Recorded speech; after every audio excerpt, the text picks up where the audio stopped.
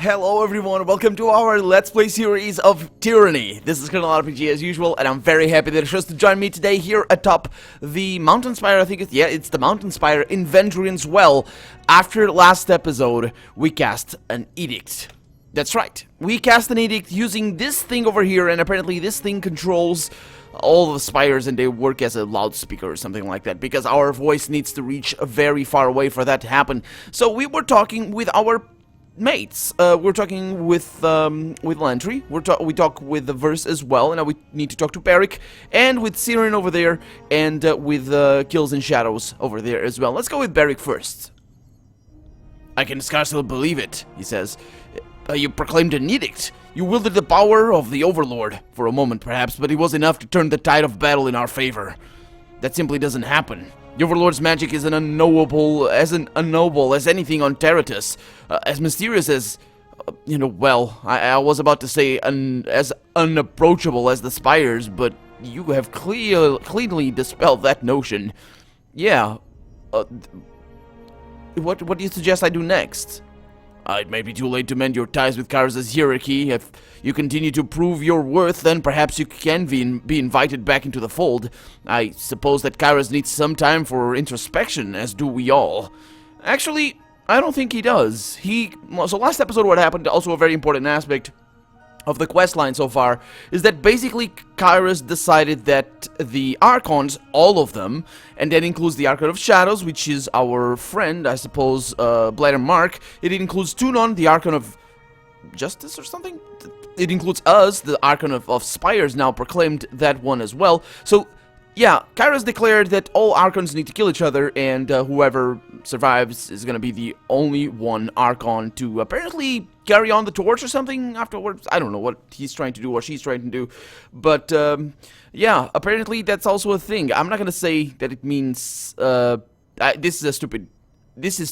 Kairos doesn't tolerate competition. Well, no, actually, no, it's not as stupid as I thought it was. Because Kairos is incentivating competition. What this question is, what this line is trying to say is Kairos doesn't tolerate competition to himself or herself, because of that's what we kind of are. But I don't think it means trouble. I think this is all in Kairos' plan now somehow. But I have questions for you. What can I do for you? I had some questions about the Scarlet Chorus. The allies that were supposed to help us conquer the tiers, common criminals, every last one of them. So we're gonna need to kill these guys. What do you know of the voices on the rat? The Archon of Secrets? All I know are rumors, hearsay, speculation, but that's as much as anyone knows of the voices. Some accounts tell that he's actually dead, and the Overlord has trapped the minds of his foes in the same body to torture them all. As likely an explanation as any I've heard. In truth, I know little of the voices, and have reason to suspect almost anything about him could be true. You could tell me his tears turn cheese back into milk, and it would seem more sensible to believe than not. Do you know anything about his powers? Oh, I'm no scholar of sorcery, but as I understand it, the voices of the rat is a thief of minds. They say he can swipe your thoughts and make them his own. I don't know how it works. When I recruited into the disfavored, the Iron Marshal told me never to take an audience with the voices if I didn't have a witness on hand. Do you think him disloyal? Yes, almost without question. You were there at the uprising of Vendrian's Well. The Scarlet Corps seemed intent on delaying the disfavored war efforts, no doubt hoping to keep us outside the well in the maw of Kairos' edict. Yeah, I got that that line over there. I want to go there. I got that impression as well. But yeah, I heard his tears can turn cheese into milk. Oh, that's very amusing, Fightbinder. Ah, boy. And what do you know of his associate, our friend, the Archon Siren? Also, she's an Archon, that's right, she's the Archon of Song. Yeah, but my intention here is not to kill the Archons. I don't wanna sow disloyalty where it doesn't exist. Siren is loyal so far, and apparently Planet Mark is loyal to Tunon as well, and Tunon, I don't know what he's gonna try to do, but I don't really like him. But let's ask about Siren. Siren is the Archon of Song and one of the youngest of her rank. She can influence human emotions with her voice alone. The voices may be the conductor of the chorus, but I'd argue Siren is their best weapon. And let me just say this, anybody can influence human emotions with their voice alone. Now, to the extent of what she does, sure, not. But you can make somebody angry. It's easy. You can make somebody sad. It's less easy, but it still should be relatively easy, even if you need to resort to lies, but it's still your voice that you're using. But it's kind of... that's not what he's saying. That's not what she does. But we do all possess this power. The voices. Yeah. So, the voices put her talent to good use. He had her singing a song up and down the coast, and the tearsmen defected to the chorus in droves. Yeah. Well, let's, I'll see you later, I guess, because that is that. I'm also gonna need to level him up. Let's do that right away. So, he is trying to go for our yeah, I'm gonna wait until I have 2 attribute points so I can level up his might. That's really something I didn't get before, but now I do, because of how, yeah, how I leveled him up. Let's talk to Siren. Good day, Fatebinder. It's always nice to see you. What do you need? You have your way with words, Siren. Were you instructed on how to speak with others? Of course, she says. One of the only good things that came out of my time with Kairos was my education. My teachers insisted I be trained on the proper way to speak with the royal court. I was frequently mistaken for someone older, so I think I got away with a lot more than I could have otherwise. For all their failings, they made sure I was properly educated. My favorite class was learning how to talk to people into doing what you wanted without using magic. Can you believe that? Why in the world would you risk it? But it was a fascinating subject. Can you teach me some tricks? Certainly, Fatebinder. I don't remember how much of my training I'll remember, but I'm sure I could help you out. She leans close, and in the softest of caresses, her lips brush your ear. Words or sounds indiscriminating to the human ear, and I gained 5 subterfuge, a language not meant to be understood by any but the Archon of song, beyond the breadth of discernment, but inescapably compelling, binding, gut-wrenching, painful, and on a single lilt, then euphorically fulfilling a mere in tone later. You blink and realize the muzzy, spine-tingling murmuring in your ears has fallen silent. Siren draws back with a satisfied sigh, beaming at you, and the perfect image of a sigil, the invocation of her name, brands itself into the depths of your mind. Yeah, I want her to come with me, but there we go. We gained subterfuge with that, and she has gotta be... She's underage. She is underage, but when she's of age, she has gotta be the best partner ever. Seriously, but yeah. I would like to know more about you, but not because of this, just in general, because I haven't talked to her apparently before. What do you want to know? She asks. Tell me, how long have you been practicing magic? Let's be light on this for right now. We'll talk to her later. Always. I have no memory of being without the power. It has been my driving force, and I am who I am because of it. Every defining moment of my life is because of my voice and the power behind it. I have become what it made me, and it is what I have done with it. Yeah. Tell me about the time with the voices of Narat. Yeah, so we're learning a bunch about Narat. That's good. Oh, the voices, I guess. What do you want to know? How did you meet him? Or them, I guess. I met it when yeah, she says it. I met it when I was unceremoniously dumped on its doorstep by Kairos. All I've felt towards it since the moment I saw it was sheer hatred. When one person tires of me, they just hand me off to another. I seem to be quite a handful. No one is truly prepared to deal with me, I suppose.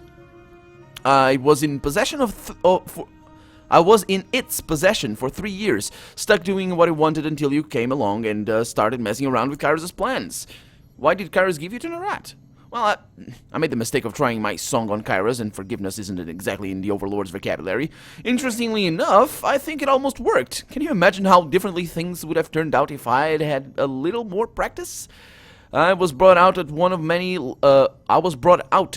many lavish gatherings thrown at the palace. Kairos loved showing me off, impressing the gathering elite. So I performed, I sang, I danced, I convinced people to join in. Then in the middle of it all, I had a brilliant idea to work one more performance into the show, something that would be the ultimate end to the evening. I added a counterpoint to my song and directed it at Kairos. In it, I mentioned that it might be in everyone's best interest if Kairos ended up impaled on a sword. I honestly didn't think it would work, but why not try it, right? Well, it went as far as Kairos unsheathing one of the Royal Guard's sword, but then everything stopped. I don't know why. It was probably me. I got too excited and lost my control. But whatever the reason, Kairos was suddenly out of my control and let out a terrible shout. Oh, weren't you afraid of getting caught? Of course I was! But I've seen how the world works, especially Kyrus' world. People don't live long, and when they're disposed of, it's violent and sudden. I figured I was dead anyway, so why not rid the world of a horrible threat? Really? You were trying to save the world? Fine, I was trying to save my own skin. Happy?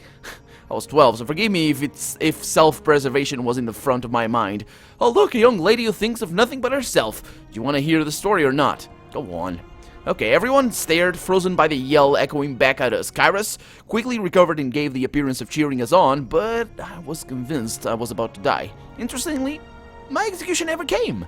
I finally realized I couldn't have been punished at the party because Kyrus would have to admit I had exerted my will onto the Overlord, and without a good reason to call for my death, I couldn't have been executed afterward. I was the songbird. I did nothing but spread Kyrus' will in gathering the armies. Would you execute your best and most loved recruit tool? So Kyrus worked with Nerat, and they gave me this. Oh, so it's Nerat, not the voices. Or maybe you can say both. Well, you can definitely say both because she's saying one, and we have heard the voices before. So Kyrus worked with Nerat, and they gave me this helmet to bring me back in line. Then I was handed over to Nerat, that monster, because it's one thing in the world I cannot control. Present company excluded. Fatebinder. Why can't you control him? I've been inside its mind after time, and I've never been able to get a handle on what's going on in there. Every time I talk to it, I feel like a different person is talking to me, and every one of them wants something different. And one in particular wants something it's never ever going to get. What has Nerat had? What has Nerat had you do for him? Well, now, if that isn't the question that goes right to the heart of the storms, I think you should ask me what it hasn't had me do, or at least try to make me do. Wait a minute, what does Nerat want from you that he's never going to get? Come on, Fatebinder, you can't be that naive. I'm still a child, and I know about adult urgings, as one of my old teachers so clumsily put it. Somewhere inside that chaotic mind, I saw the most depraved and disturbing desires I've had the misfortune of feeling. No matter what Nerat says to you, do not trust it. That always ends badly. Yeah, I figure that. So we're probably going to focus on Nerat, considering the direction of our conversation with us. Tell me about that headdress, though. That's kind of interesting. What's that for? Well, it's the bane of my existence, and something that's incredibly painful to talk about. So why not? She shrugs. What does it do? Makes me impotent. Do you have any idea what it's like to have a hurricane raging inside you? To feel the gale crashing against you to be released, but only feel a gentle summer's breeze? Kyrus and Nerat made it just for me. If I attempt anything more powerful than a simple tune, it will kill me. Isn't that simply wonderful? Honestly, to be so terrified of a mere child. So we need to get that thing out of you. Why do you, or you out of it, I guess. Why do you have it? I might have tried to kill Kyrus once. He and Nerat decided I posed too much of a threat, so they muzzled me. I was their attack dog, then pulled out my teeth. You can hardly be surprised if the dog tries to bite you if that's all you teach him to do. Yeah, kinda. Why can't you simply take it off? Gee, Fatebinder, I never thought of that! Here, could you unclasp it for me so I can get out of it? Well, because I'll die if it isn't removed the proper way, you simpleton. Do you think I'd leave it on otherwise? Well, if you can take it off, then why did you try to get me to remove it when we met? Oh, that's right. Did she? I don't remember. How can someone so powerful be so stupid? I knew you wouldn't be able to remove it. That's not what I was trying to do. You were a Fatebinder. You honestly think I was going to pass up the opportunity to try and control a Fatebinder? How did you know you'll die if you remove the helmet? Because I doubt Nerat and Kyrus would go through all the trouble just to play a trick on me? Something this subtle, elaborate, and long-lasting isn't really their style. At least not Nerat's. Plus, Nerat told me the helmet would kill me if I removed it, and while it might be a lying monster, it loves telling the truth, if the truth causes an extra bit of pain. Yeah. You know what? This is fantastic, actually, that we can ask these questions, because it's just fixing plot holes, and it adds a lot to her character. All of these questions that we're asking of Sirin right now, this is just showing her in a completely different light. So much so that I think it really shows that, I mean, she was a little brat before, and also I think my character had a little bit of an insight into maybe she wanted me to think that, but really, considering what she knows and what she's capable of telling from people's minds and making other people do, I think her mental age is probably way older than that. And just, she's an Archon. I mean, she's an Archon. So let's not forget that as well. So she's a person of immense power. So, yeah, just building character right there and fixing plot holes that would be otherwise. I mean, if you could, why couldn't she just remove the helmet, right? If she never explains it, then your guess might as well be as good as mine, I guess. You believe in a rat? Maybe it's just toying with you. Have you tried removing it? I'm not going to risk my continued existence on a maybe, she says. Plus, I already tried. When they first put it on me, I got one of the worst headaches I've ever had. So I'll leave it where it is for now. What would it take to remove it? Well, someone beating the information out of Nerat or Karis? They are the only ones who know how it was constructed and how it works. I may ask people to remove it, but I know they won't be able to. That's not going to stop me from trying, though. Why the headdress, though? Why not use magic to gag you? Well, they tried magic. It didn't really work. I mean, the problem is the spells can be broken. Counter spells can be found. Guards can be bribed. People can have accidents. Nerat and Karis are the only ones who know how to remove this without killing me. The answer is locked somewhere in Nerat's insane and Karis' currently not conveniently located heads. Yeah. Well, tell me about your homeland, just so we can finish this and go away, because we're actually gonna go to Aspires this episode, because we have a Lantry with us, and we need to go there as soon as possible, because there are things that we haven't seen. So, about her homeland. What is that to say, she asks. It's a fuzzy memory hardly worth recalling. I was born in a northern farming village without a name. That's how out of the way we were. A bunch of families ended up settling near each other, and that was my village. It was about 20 miles from Shadow's Rest, and you probably haven't heard of that either. We were farmers, poor, isolated. Nothing about my home or past is worth dwelling on, Fatebinder. I barely remember my father. My mother is dead, and the only thing people ever wanted from me was my song. The girl is powerful. Bring the songbird. We need a blessing. Our crops are withering. What has that bitch done? Her voice falters with the last statement, and she shivers a little. Oh. What? Is she... Is that a sad memory? A particular sad memory? Is just in general because it is... Nothing in your past is worth dwelling on? It looks to me like you remember something. And lore skill gained. Nice. I suppose when an angry mob that fears you and what you can do stones your mother to death while she shields you with her body, it sticks to you. And again, adding to the mental age that I mentioned before, but also not erasing personality here, because it... Yeah. I mean, somebody cruel and cold, or at least cold, not necessarily cruel, but somebody cold and calculative? Whatever, somebody that had... they wouldn't feel that as much, but she clearly does. So yeah, multiple facets to her character. Fantastic. What do you remember about your family? The good thing about being taken from home when you're still a child is that you can't miss the childhood you never got. What do you want to know? You were taken from your family? Technically, but by the time I was taken, there was no family left to be taken from. But Karis' forces had gotten word of my talents and decided I was better used taking over the world than helping local farmers. So you have no family left. What happened?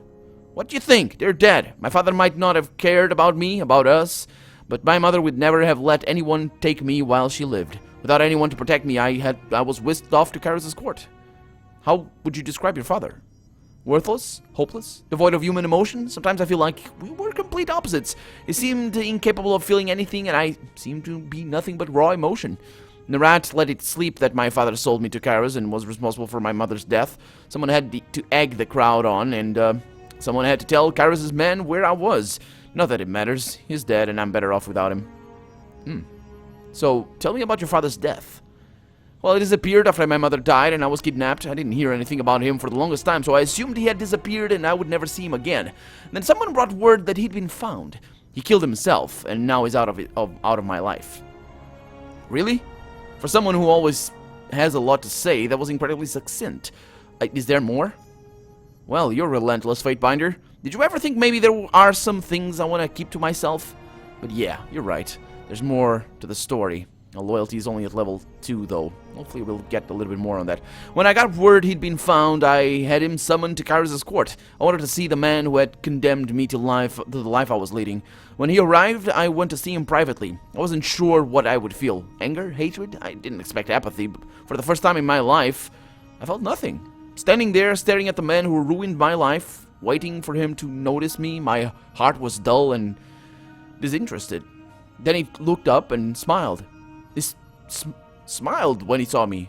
Can you believe that? He smiled and opened his arms to hug me, and it felt like someone reached into my chest and squeezed my heart, sending hate flooding through my veins. So I sang him a song. I told him how tired he looked, how haggard he seemed. I spoke to the weariness he must feel, the guilt that surely plagued him every day. I asked how he withstood the weight of his betrayal. The burden must be too much to bear. I watched the tears roll down his cheeks as he pulled the dagger from his belt, the sobs that tore from him as he held it before him, thinking about his wife and child, the look of ecstatic relief on his face as he dragged the blade across his neck.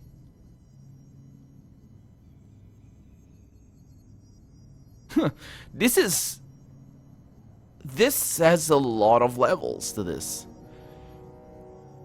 Because she made him feel an emotion, not as usual, not an emotion that he felt, but that she thought he should feel.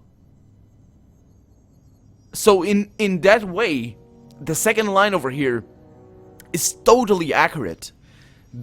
For her, from her perspective, and really from a justice perspective, or at least from we as humans, kind of, I mean, we can totally empathize with her as if she feels that he should feel guilt, that he should feel the pain from the pain he caused.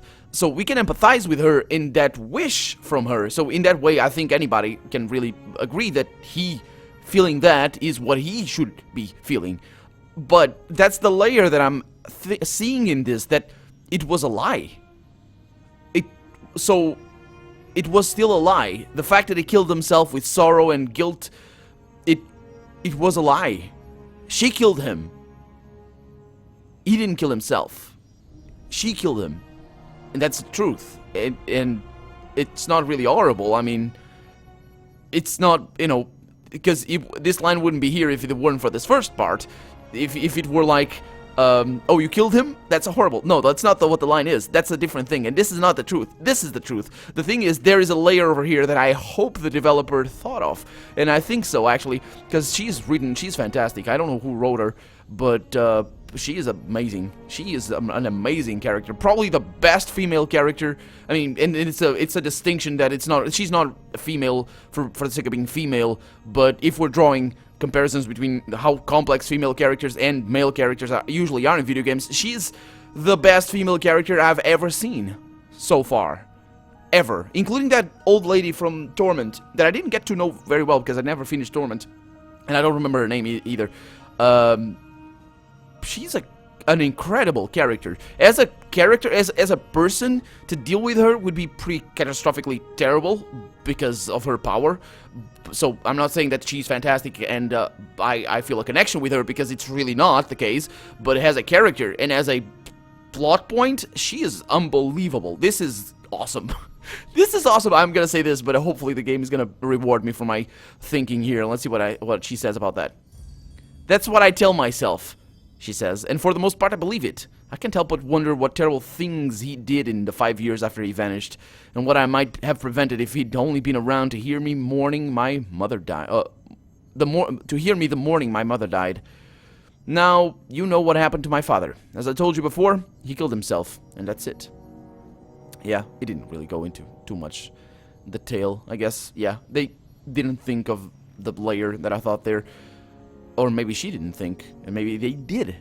But yeah, it's likely it would make sense that she wouldn't think of it like I do. I mean, she's grown used to seeing her power from the perspective, from the first person perspective. So maybe she's not aware of how, you know, the lies of the feelings here connect to one another. What do you remember about your mother? She's dead, so I don't have much to remember. She loved me, that much I know, but sometimes I wonder if what she felt was love or fear. Fear for me, or of me. And sometimes I don't think there was a difference between the two. Oh, I love that. I love that so much. It's so great. It's my belief that love doesn't exist. I personally don't believe love exists. What exists is fear and hope.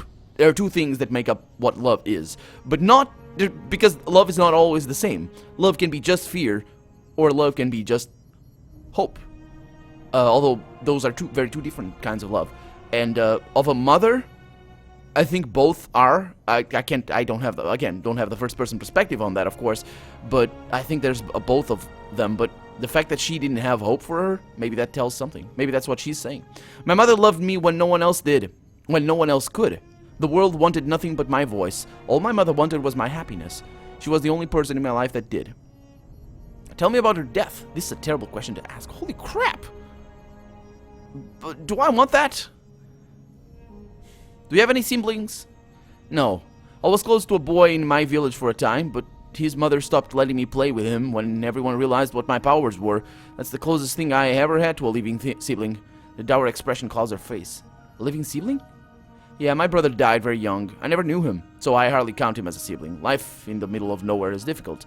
For a single child to survive, let alone more, is a testament to the parents. She looks at you for a while, Sirin does. Her lips a thin line. Her eyes grow red and tears form in her lids. Finally, she nods slowly and breaks her silence. I remember my mother talking about me getting a little brother. It wasn't long after I started singing and my powers started growing. She told me that soon it would be too hard for her to travel with me. Sirin, sweetie, she said, you'll have to go with your dad. It wouldn't be good for the baby if I kept traveling like that. Maybe after your brother is out here with us, we can travel all together. And Sirin looks out of the horizon, her voice breaking. You didn't like traveling with your father? Nah. All he wanted was the money. When we were on the road, he completely ignored me. I was simply something to earn rings with, a tool. The farmers in my village used their rakes and wagons. My father used my voice. Everyone wanted the songbird to sing for them, and they paid us so much money. So we went. We didn't want to go, but I didn't want to go without my mother. She was the only real comfort I had. When I was with her, I felt safe. Nothing could hurt me. There was a trip coming up, and I knew she wouldn't be going. I couldn't bear the thought of all those days in the care of my father. Her voice breaks again, and she closes her eyes. So I sang to my baby brother. I told him we were all waiting for him. I told him we needed to be a family so we could travel together. I told him he should come out now.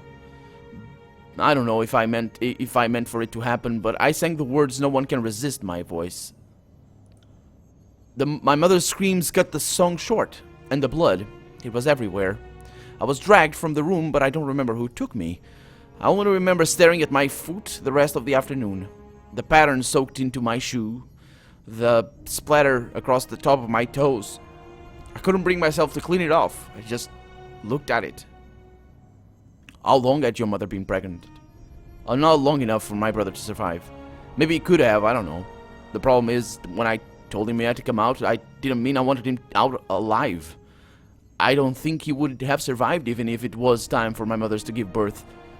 People came and went all day. There was a lot of crying, and nobody looked at me the same way after that. My mother told me that things like this happen all the time, but even at 5, I knew what I had done. And part of me was happy. I wanted my mother back, and I got her. She still loved me. She died protecting me, but I terrified her. Every time I opened my mouth, I could see her flinch. And after my brother died, she was never around when I sang. She couldn't bear to watch me. Yeah, I'm not gonna ask her that. There's no way. Holy crap! Freaking hell! Freaking hell! What do you need? Yep. See you later. See you later, Sirin. I am out of time and I'm out of voice. I'm out of voice. Holy crap. Thank you guys so much for watching. I'll see you next episode. Bye-bye.